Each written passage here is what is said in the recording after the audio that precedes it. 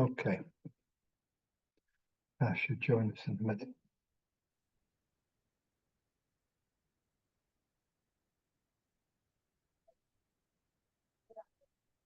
Let's start by softening the feet. Take the awareness into the feet. Soften the muscles. Let the feet spread. Feel the pressure of the body in the feet. Working with the structure above the feet, lifting the spine, lifting the crown of the head directly above the feet, so that as we melt, we can feel the whole body lightly press into the ground. Keep letting go of any tension you feel in the body, softening the brow, softening the jaw, the throat, chest, the shoulders, diaphragm, abdomen, groin, buttocks, thighs, letting yourself become as loose as possible.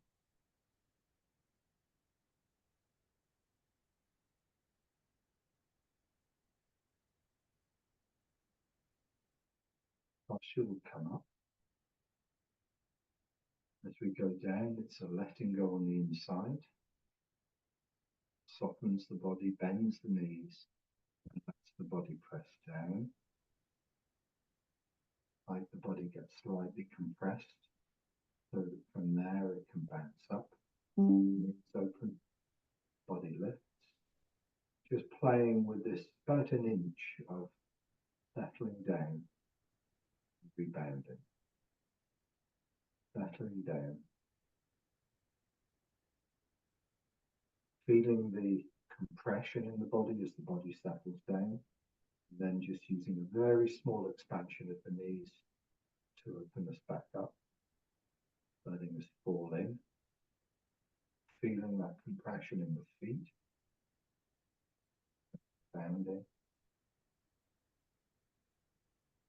Feeling the light stretching of the body up. Like an elastic band opened up. And then it wants to close. Like a ball that's pressed onto the ground, but then wants to expand. Just playing with the top, where it wants to come back down again, playing with the bottom, where it wants to be pushed onto the ground and rise up again. These two places, we're just playing between the two of them. Squashed onto the ground and lifting, stretched up, drawing back in.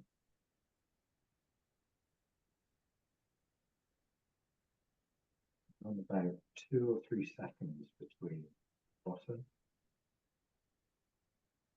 and the top, so that the muscles can keep changing. We don't want to become static in any one of these places.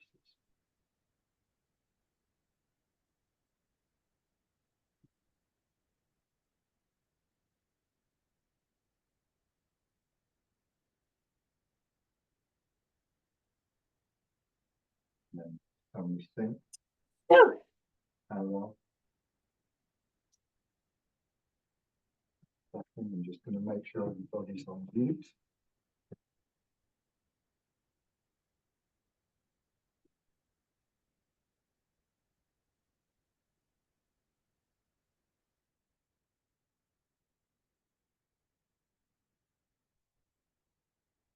Feet parallel, lifting up, sinking down. Same thing, but this time the feet are parallel and now the hands are involved. So when the body lifts, we're coming to a place where it feels like it's an elastic band opened up, wants to come back down. That's at the top. When we get to the bottom, we feel like we're a ball pressed onto the ground that wants to bounce up. We're just giving a little bit of help by opening up the knees slightly to come up. Stretching up, release. Pressing down, banding up. Stretching up, release. Pressing down.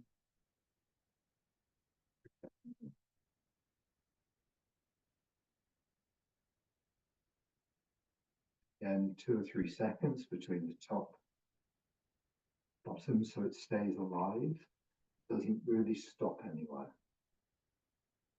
The movement is much more in the body than the arms. The arms are just following the movement of the body.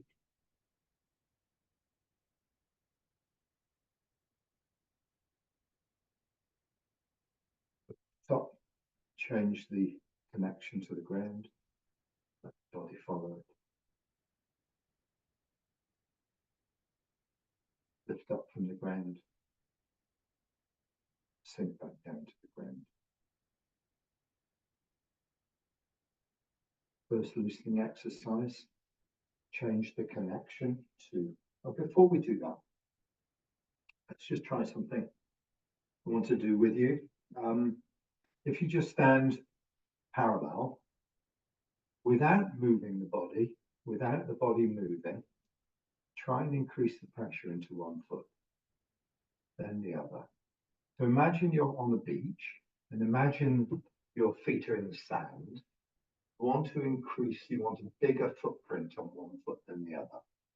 So what do you do without moving the body over to get weight in this leg?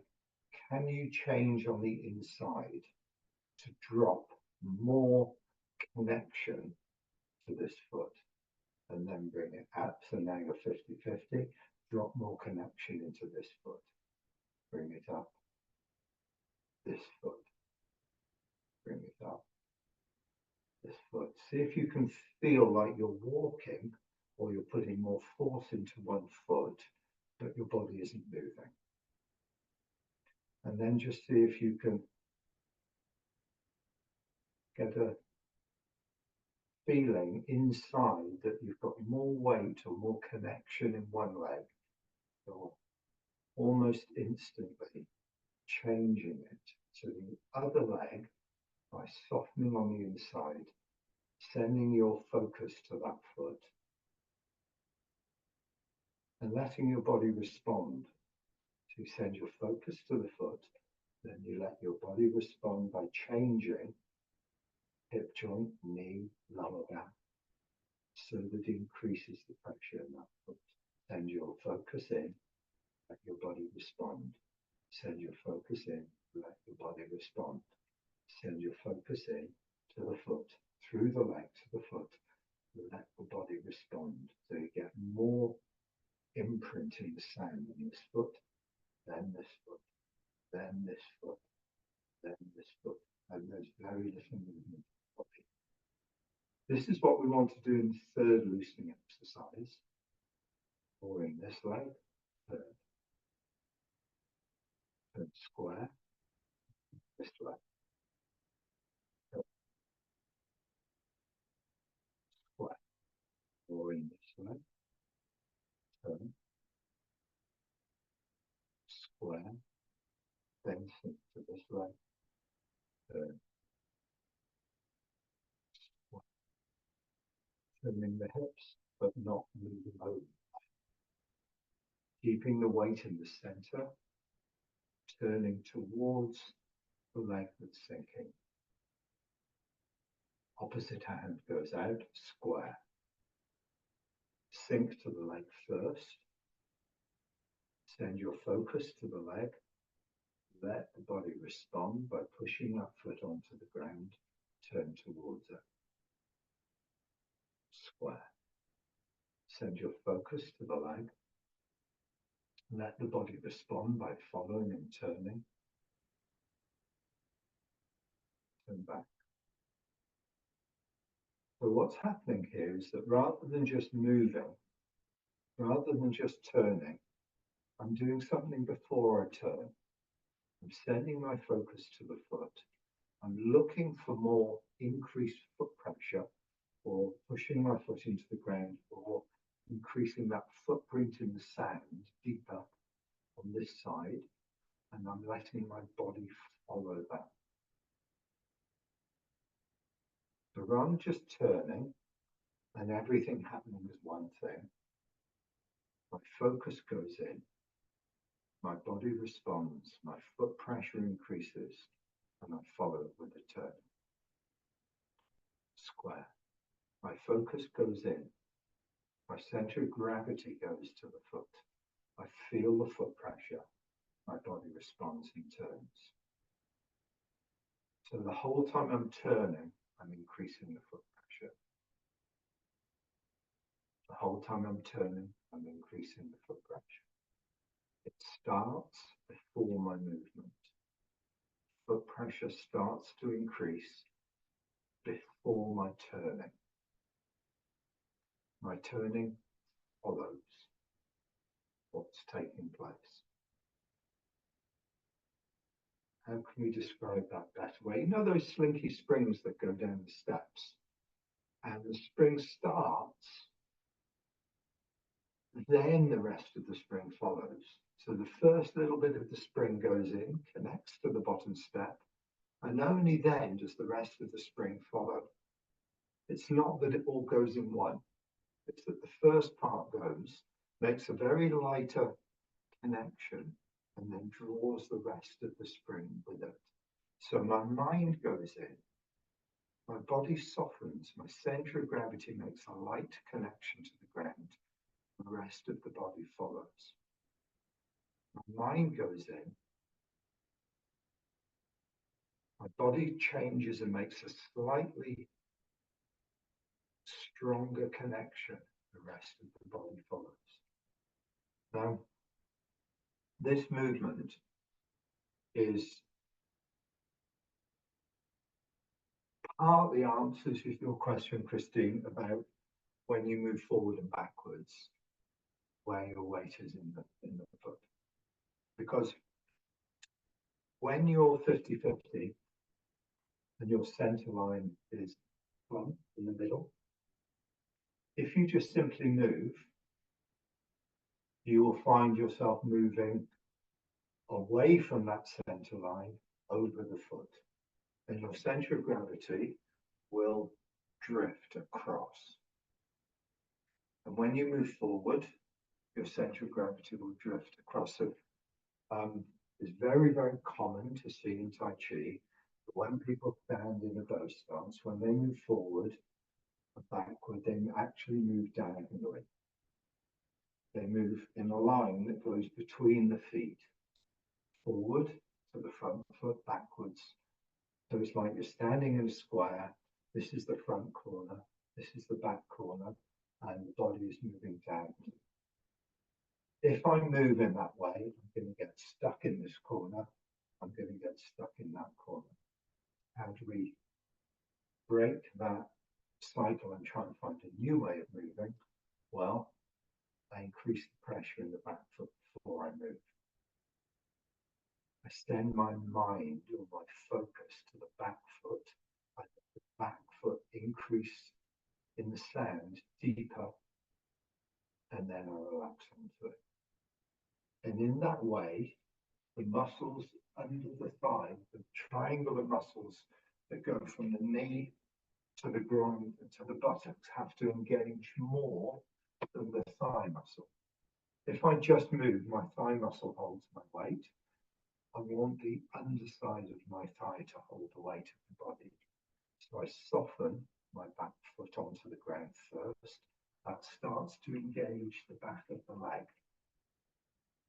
Now the muscles are starting to work, they can begin to support the weight of the body. And as I sit back, that muscle increases its stability as I sit back. And I don't need to find my balance over the foot, because this muscle under here is doing the work of holding me. And it comes partly from increasing the back foot pressure, and it comes partly from, as you sit back, tucking the tail. So the lower back is opening. There's a small rotation of the hips in the process of sitting back. Same with coming forward. Instead of just moving, you just move. You'll then have to catch your weight, and it'll be the front of the thigh that does most of the work. We want the underside of the thigh active. So you soften the foot, you send the mind to the foot, you increase the foot pressure, then you move into it. The knee advances, and the weight goes in this way rather than this way. And what it means is that the underside of the leg is holding the weight. The force that supports you carries you in a different way than going over the leg. So I'm trying to find ways of explaining it that make sense. And the best way I can think of is send your focus to the foot first.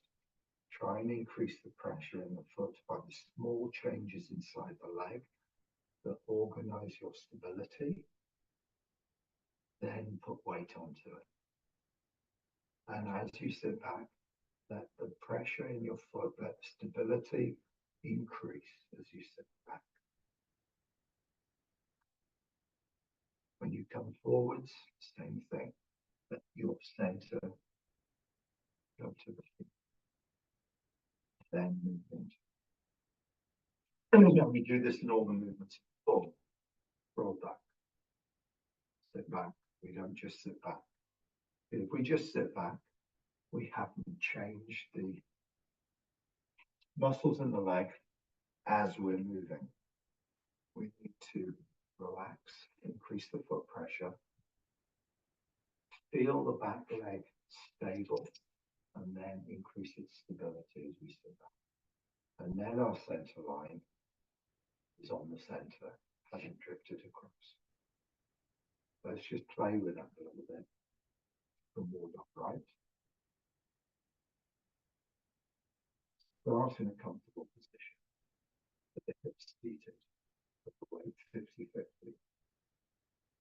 Span the back of the knees, straighten the back of the legs to turn the hips to the corner. Turn back. Now, before we move, send your focus to the back foot. Make sure the back foot in the sand has got a stronger inflection. That comes from force. You have to do something to create a stronger force in the back foot, which is prior to the weight of the body arriving. So there's something inside the body that needs to let go, to let the foot onto the ground more, and then the body moves, staying square. The left hand turns over, one fist from the body. The left hand turns over. So if there's a ball here, the left hand moves around the ball. There, one fist below the belly. That's the movement of the left hand while you're sitting back. The right hand, as if you're sitting away from it. Shoulder stays in the same relation to the body. Don't push the arm out. Keep the body and the shoulder together. Just sit away from the wrist.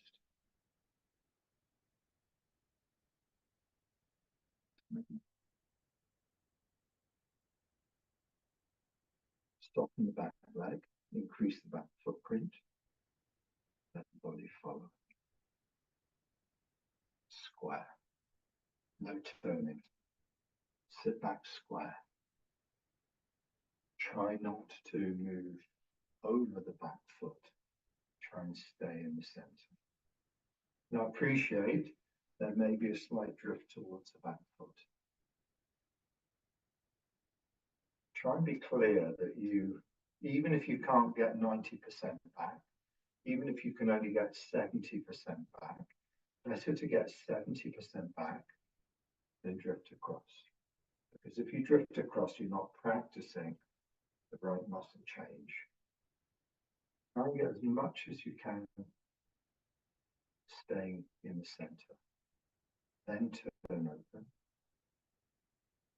palm down, then turn back, fold in. Send the mind to both feet, increase the pressure in the front foot, let the body move in. Press. Send the mind to the back foot, increase the pressure in the back foot. Draw back. Let the body movement follow the pressure. Send the mind in. Small increase of the back knee to the fingertips. Practice, please. Have a go.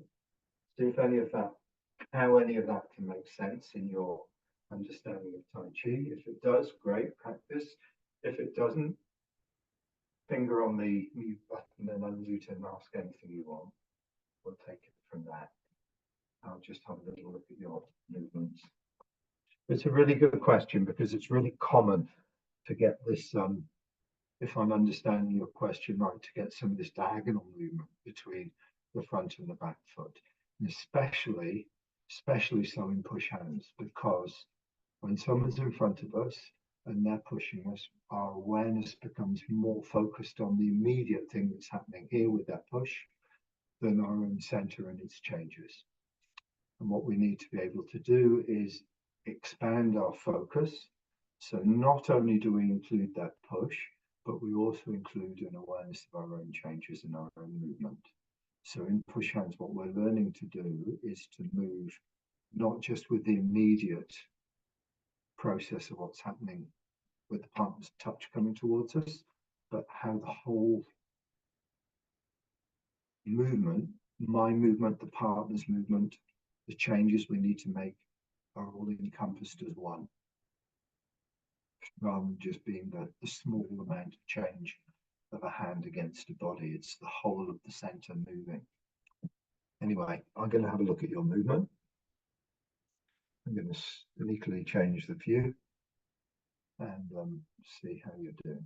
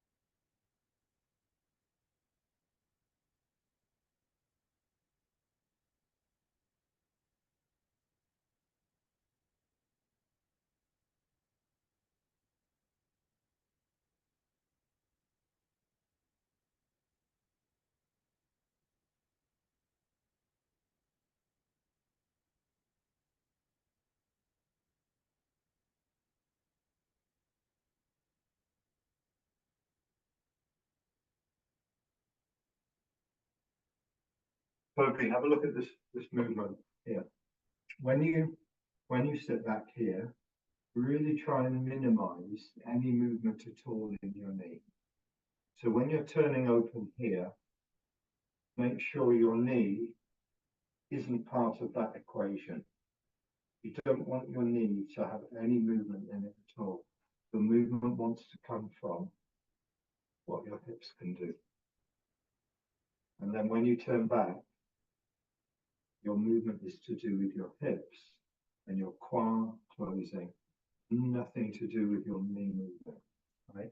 So just be really careful that your knee movement is minimized in that both in the sitting back and in the turning open.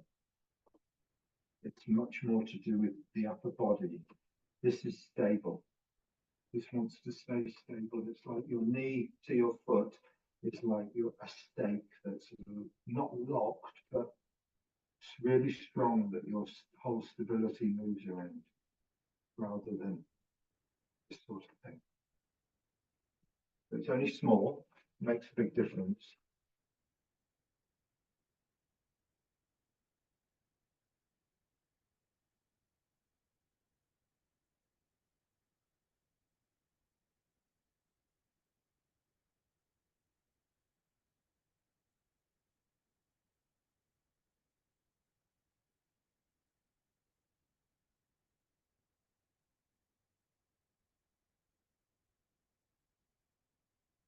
Good. Good. Okay. Any thoughts or questions to that?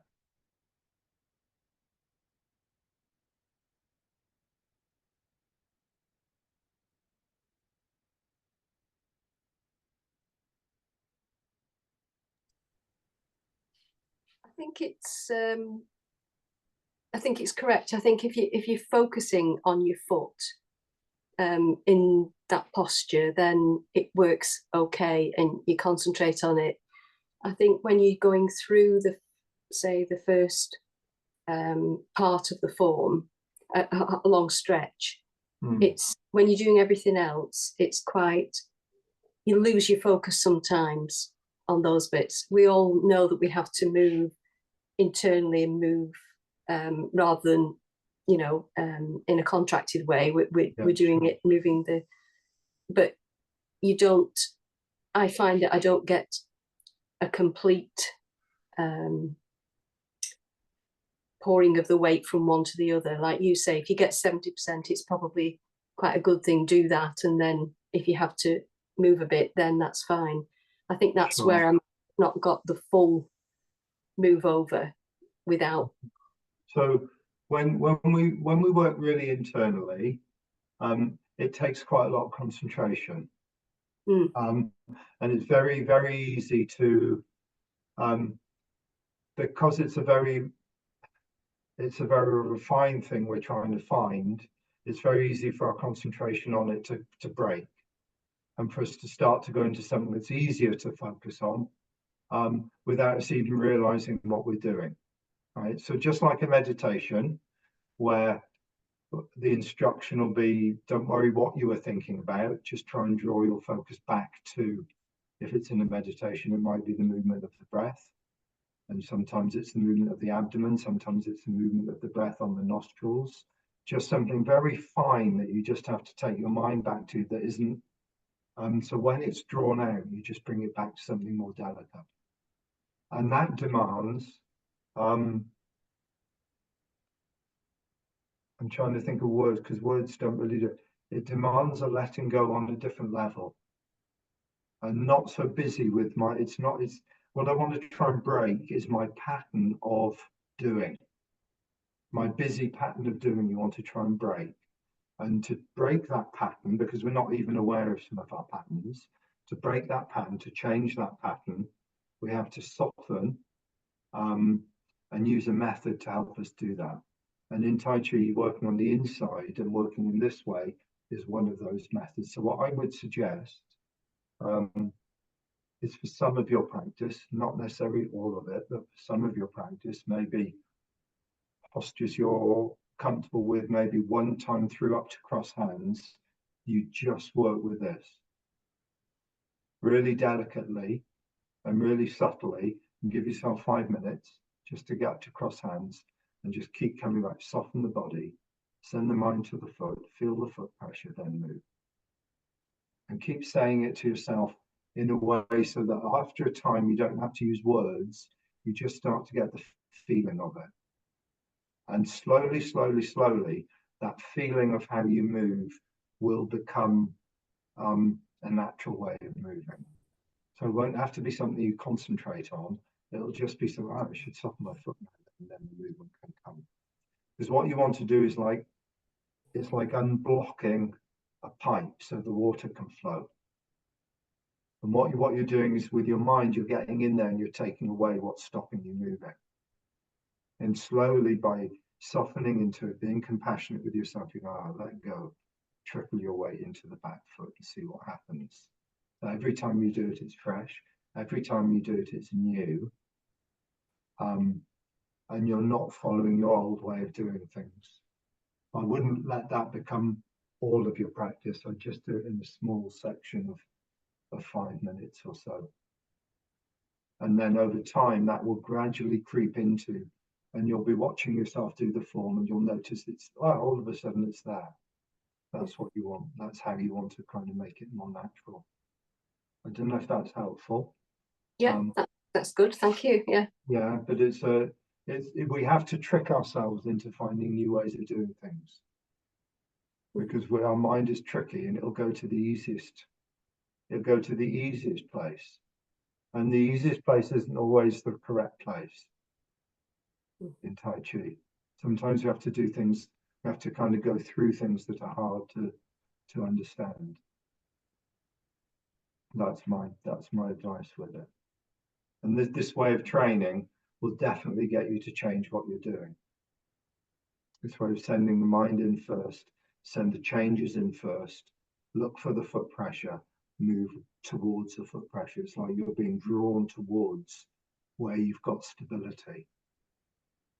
So if you've got a little bit of stability in the back foot, then your movement can move on to it, and it's drawn towards that stability. What you don't want is just want to move into a place that's unstable. Always want to be pouring your weight towards somewhere that's more and more stable. Okay, let's go through the form together.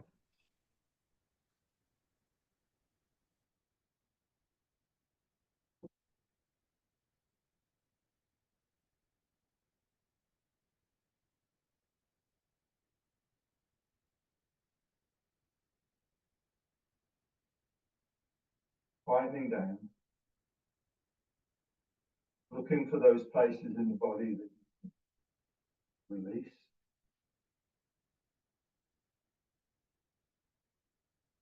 Experiencing the weight of the body over the feet, experiencing the structure of the body, simple balance of the weight of the body over the feet. Change the connection under the feet, drop into, continue to the right foot.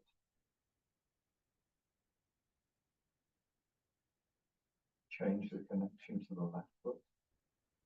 Let the weight pour towards the left inside.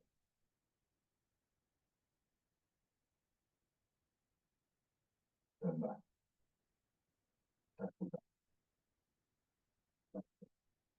Reorganize the alignment. Feel the feet. Bounce up. Feel the top sink down away from the crown of the head. The feet.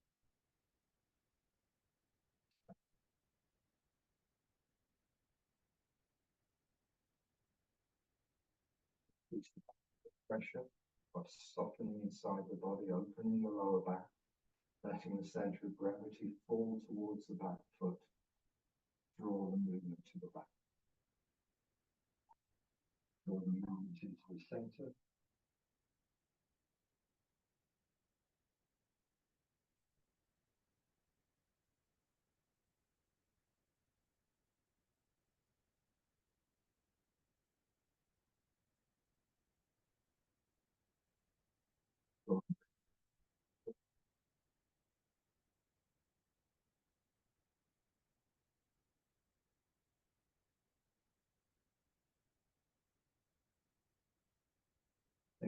Center.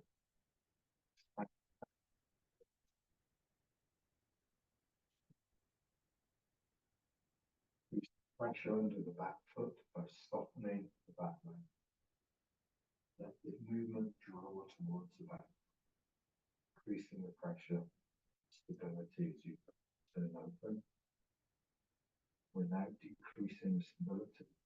Turn back, and the mind to the center and feet, let the body flowing.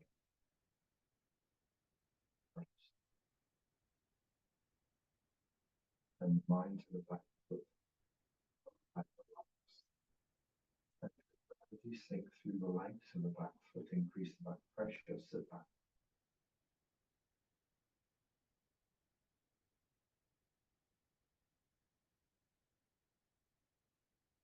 Then the mind to the back foot, increase the pressure in the back foot, increase the footprint in the sand in the back foot.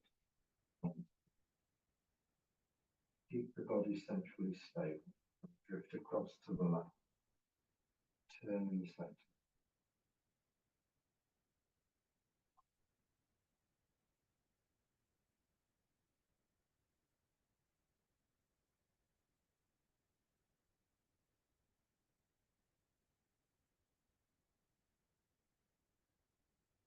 Keep the pressure in the left foot. Soften the hip joints, soften the knees, soften the lower back. Move the weight in. So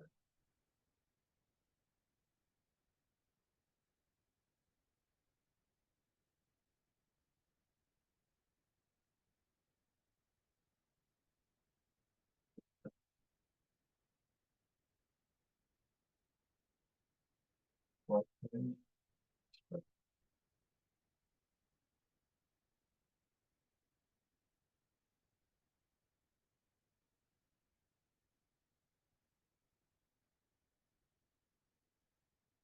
Brush that knee. Send the mind into the left foot, increase the pressure under the left foot. Soften the thigh, soften the lower back. Drop into it. Drop the right heel. And square leg is up.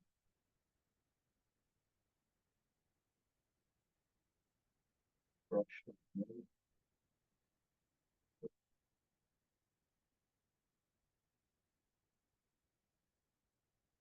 Draw back.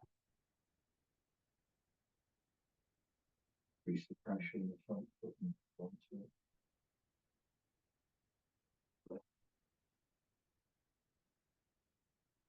Turning as you move on to the right foot, step left, then stick and square, and hold, sit back, then increase the pressure under the back foot, onto the right foot, increase the pressure under the left foot, move on to the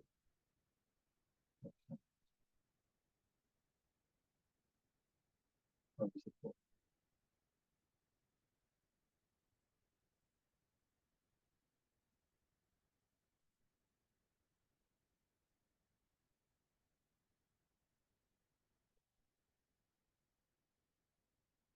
So for me, if my mind is really busy, I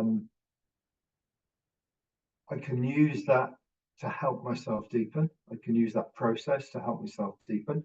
But if my mind is really busy, I'll notice that I just move and that I don't go deeper. And for me, that will be when I notice myself doing that and I'm just moving and I'm much more aware of the external than the internal, I'll feel it differently and it'll awaken me to, I'm not going deep enough here. Right. So it's not like I have to think I ought to do that.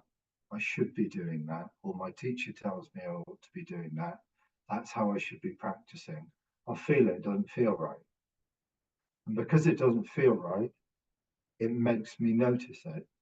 Why am I thinking, I need to settle into it a bit more.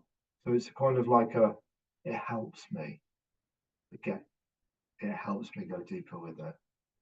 It's a funny thing. It's like, if you, rather than it being a should or an ought or a method that I'm following, it's much more now a tactile thing that I just notice if I'm not doing it. And when I notice I'm not doing it, it's like the trigger. Start doing it. Start softening first on the inside. And then the practice becomes much more self-regulating, if you like. It's not kind of, there's my practice and there's me telling myself what to do. It's like it just self-regulates itself to a deeper, more settled place itself. That's how it kind of like,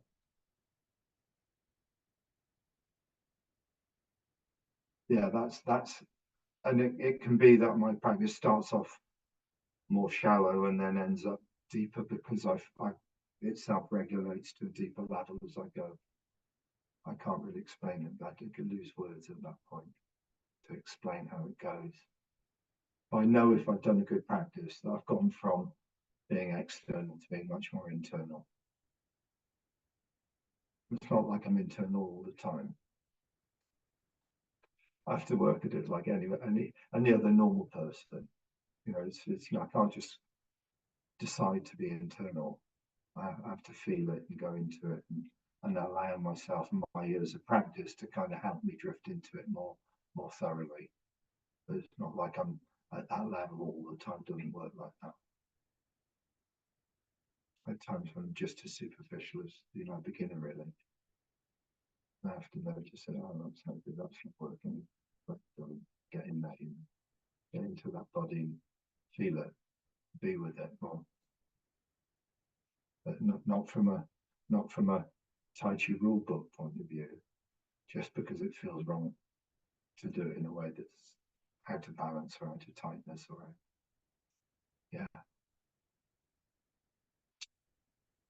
So let's do that section of the form again, please.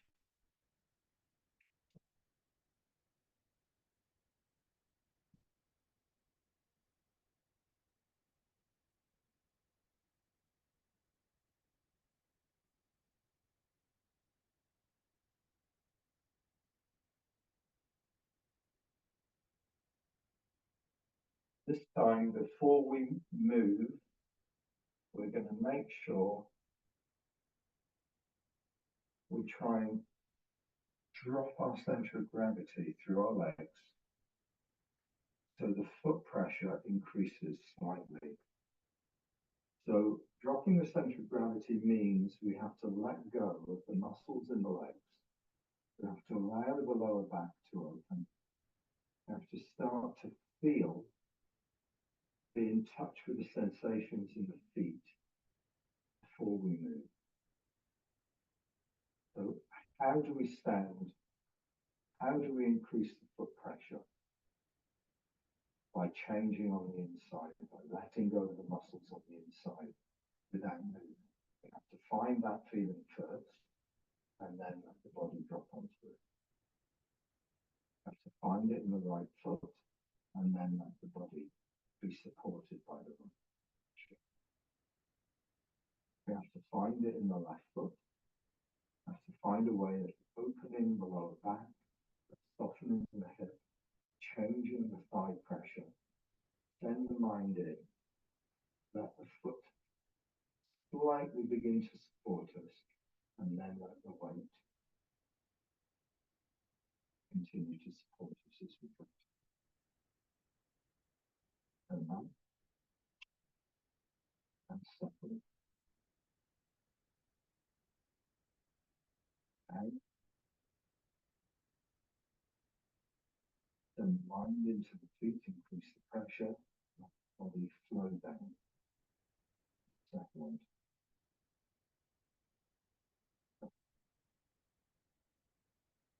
Before we move, let there be a change on the inside of the river, flowing down towards the foot, so the back foot increases just a small amount, just enough to feel footprint in the sand a little bit deeper that can receive the weight of the body. We want slightly more stability in the back leg, so that as we bring the weight in, that stability is increased.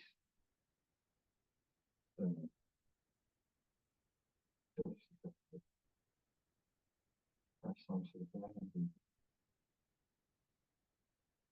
find the front foot pressure onto the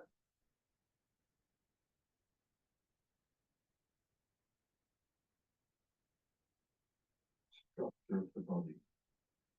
Clear, loose, pressed onto the ground. That leg expands, body expands.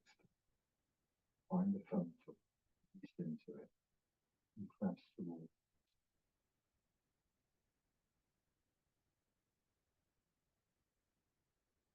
Structure of the body is clear, full, loose, pressed into the feet.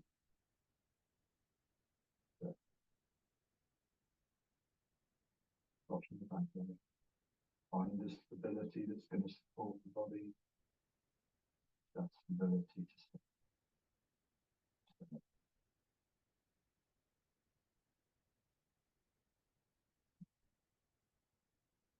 Find the back foot stability that's going to support you. Find the initial stages of that back foot stability. Then as you sit back, you use that stability increasing.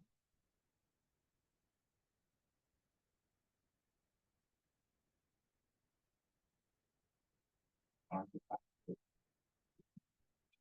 healing up. As you draw back, let that stability increase.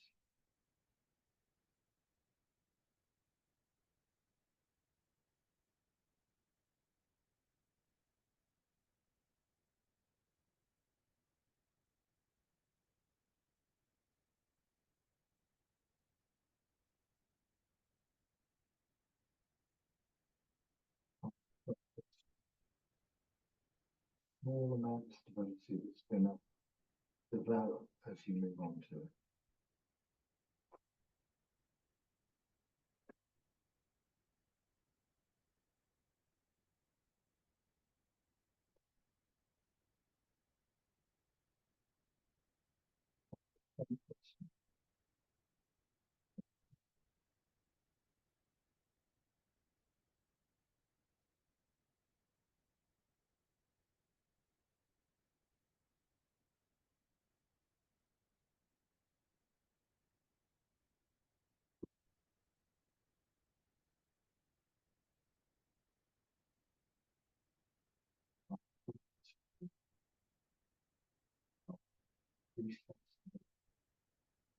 Structure is clear, the body can fully move. The structure isn't clear, the body has to hold on for support.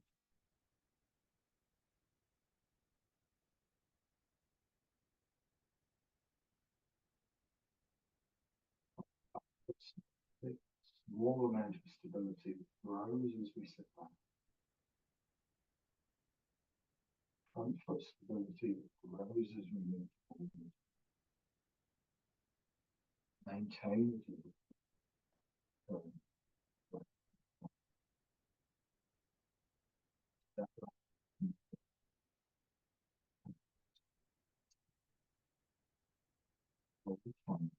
stability.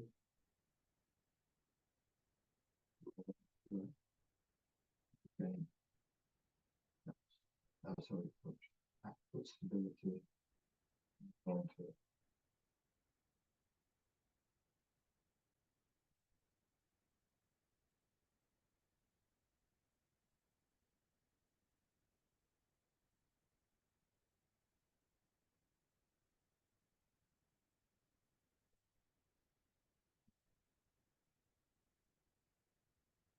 So this is partly to do with the idea when the structure of the body is really organized, muscles can soften to their maximum.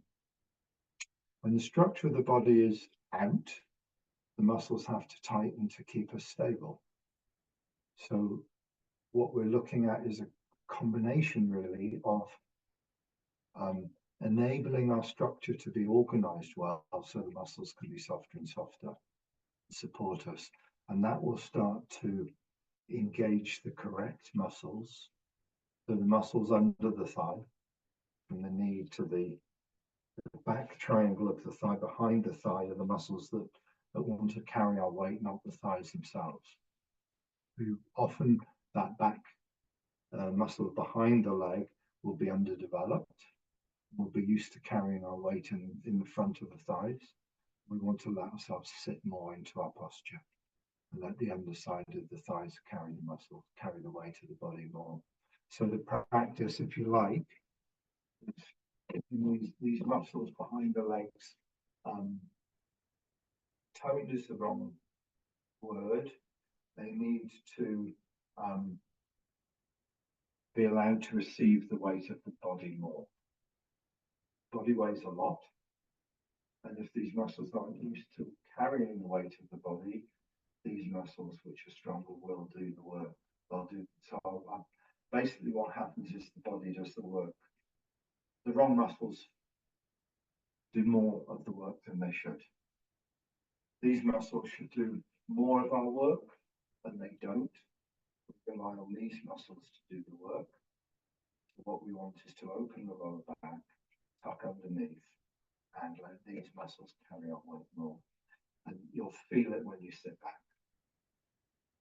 You'll feel when you sit back and form, you'll feel these muscles start to tell you they're tired, basically. Tell you they don't like it. So we'll tell those muscles more. But it will stop you having that lateral drift as well. That lateral drift happens because you haven't developed the base before the movement. You've moved, but you haven't got the support. So your support then is structural support, which comes from being vertically aligned over the foot, rather than muscular support, which comes from pressure within the body. Pressure within the body to support us, not the stacking of the structural support over the back.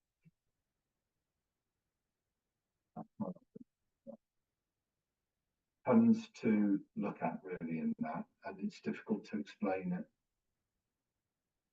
in language. This is all about sensations and feelings and what you notice going on in the body in your practice. So if you have any thoughts or questions or anything comes up in your practice during the week, bring it to the class next week and we'll look at it over the term of the following week.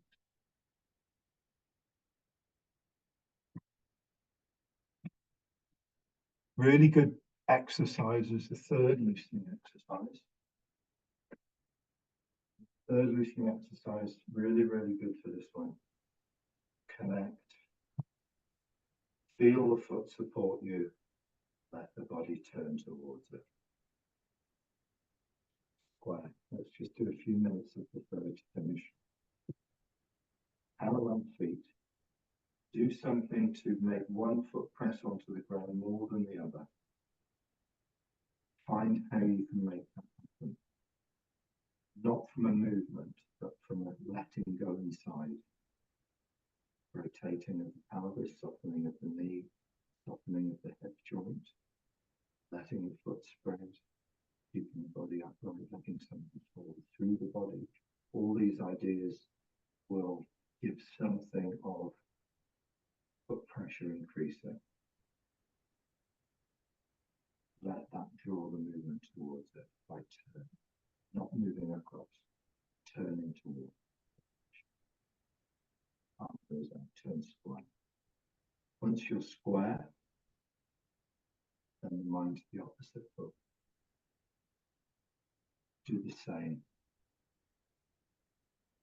Especially soften underneath the back of the thigh, especially soften the lower back. In fact, softening the lower back can only really happen properly when that thigh muscle under the leg lets go. If this thigh muscle softens, it moves the lower back to check and then turn towards. And as it turns towards it, so will the upper body. That's when the arm bends. Right. Change to the foot. Foot pressure. And then when you've got this clearly working, go a little bit faster. Go really slow to start. Make sure it's genuine. Make sure there's a genuine change in foot pressure turning towards it. So you're kind of really following your methodology. Really slowly noticing how you're changing, how you're increasing the foot pressure, how the rest of the body is following it. And then once that starts to happen, if you can just slowly increase that speed at which you do it. No rush to increase that speed. It can be slow for a long time, but what you want to work towards is doing it so it's not static. So it doesn't become ABCD. They all flow into each other. Change the foot, let the body follow towards it. It can still be slow, but it's much more fluid. Square, change the foot, let the body flow towards it. Still be really slow, but don't let it be 1, 2, 3, 4.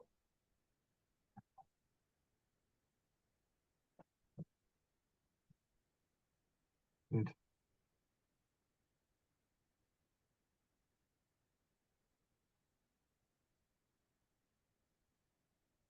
Yeah, good. Okay. Kath, you're unmuted. Have you got a question? Yeah. Might be subject for another lesson, I'm not sure, but there's 2 points in the form where you go from being in a one-legged posture, and then you move to a two-legged posture. And one of the points is when you go into shoulder stroke. And then when I move from one leg into two legs, I do feel like there's a lot of contraction going on when I move into the two-legged posture from the one-legged posture, because you're very much upright, and then you've got to get into the bow stance. Yeah. And I do feel, and I think the other one's probably diagonal flying, where it's a similar move. And that for me is a sticking point, where I feel like there's a lot of contraction going on, because you don't want to fall over into it. You don't want to fall into it. But I'm also aware that there's something I'm not doing, because I end up feeling like I come out of being released to be contracted. Okay. So when maybe it's the whole lesson in that itself, but quickly, I'll just offer something. When we're in, say we're in lifting hand, say we're here and I want to step into diagonal for the shoulder stroke. You have to be really careful that when you put your heel down, your leg isn't tight. So your movement, as soon as you touch the heel down, the right heel touches, the tendency will be that there's stability in that leg. You want to touch down as if there isn't stability, because when there isn't, and then you flow into that foot so that your stability arrives. Let me try and see if you can see my foot on the screen.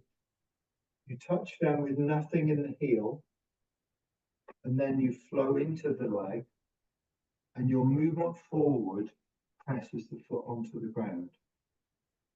What you don't want is, you don't want stability here, because this will stop you coming forward and will keep tension in this leg. What you want is your front leg almost to be just like water, the front thigh softening underneath to draw you into the front foot, so that by the time you arrive in the center, that's when the ball of the foot touches. So I'm staying upright and I'm moving in, but I'm not carrying all my weight in the back leg and then dropping in. I'm kind of sinking down as I move in, but my front leg's got to allow me to sink down. If my front leg keeps me up and I move in, I'm kind of tottery. I want to be falling into both legs as I come into the center.